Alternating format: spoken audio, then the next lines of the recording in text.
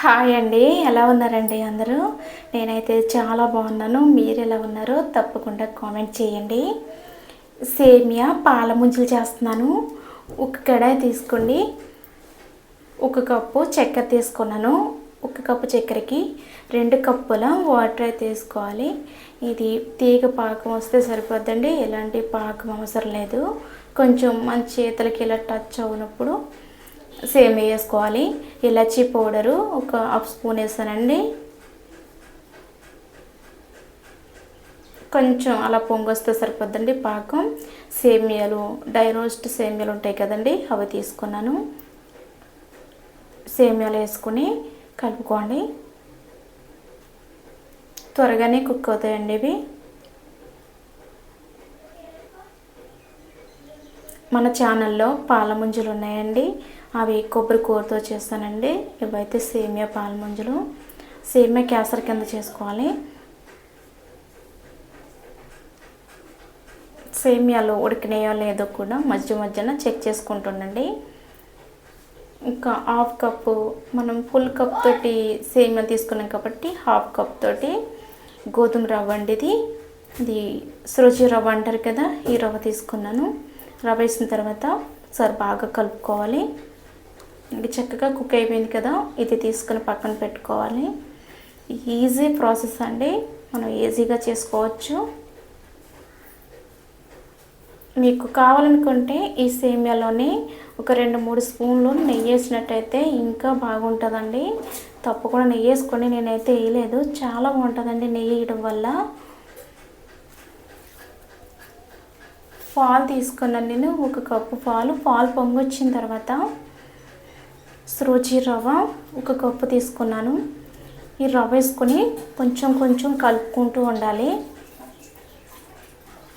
కలుపుతూనే ఉండాలి. కొంచెం వేసుకోవాలి. ఒక్కసారిగా అయితే వేయకండి రవ్వని, అలా కొద్దిగా వేసుకుంటూ ఉండండి.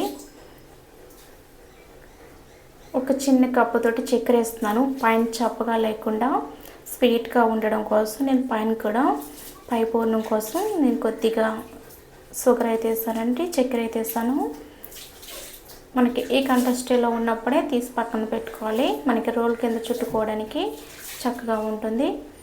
మనకి నెయ్యి రాసుకోండి చేతికి, బాగా రోల్ చేయడం వల్ల మనం ఆయిల్లో వేసేటప్పుడు పగిలిపోకుండా బాగా వస్తాయి. ఒక కడాయి తీసుకుని ఆయిల్ పెట్టుకుని, ఆయిల్ హీట్ ఎక్కిన తర్వాత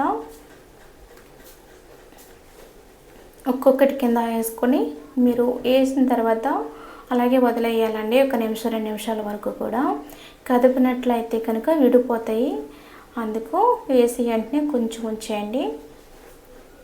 మనకి కొంచెం కలర్ వచ్చిన తర్వాతే ఇంకొక వైపుకి చిన్న గట్టి సాయంతో అలా కదపండి. ఈ కొబ్బరి పాల ముంజలు కూడా చేసుకోవచ్చండి. అది కూడా మన ఛానల్లో ఉందా, పోస్ట్ చేశాను చూడండి. ఇవైతే సేమియా పాల ముంజలండి, ఈజీగా చేసుకోవచ్చు. నాకైతే మీకు చూపించిన పిండికి 10 వరకు అయితే వచ్చినాయండి నాకు.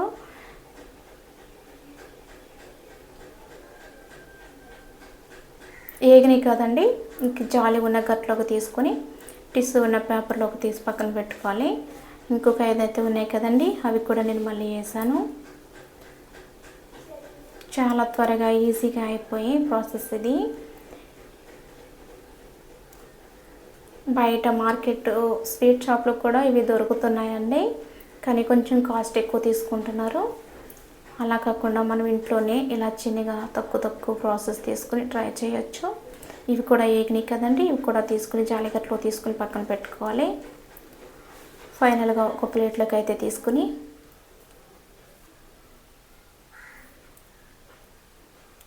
గార్నిష్ కోసం నేనైతే ఒకటి కట్ చేసి మీకు చూపించాను. ఈ పాల ముంజలు అయితే ఎలా వచ్చినాయో, సేమియా పాల ముంజలు అయితే ఎలా వచ్చినాయో కామెంట్ చేయండి. వీడియో నచ్చితే లైక్ చేయండి.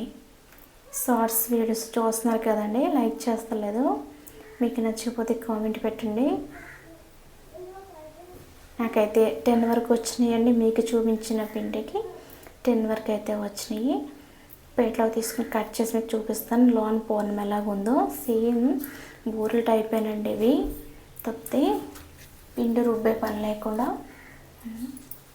నెయ్యి వేసుకోవడం వల్ల టేస్ట్ ఇంకా బాగుంటుంది. Thanks for watching. బాయ్.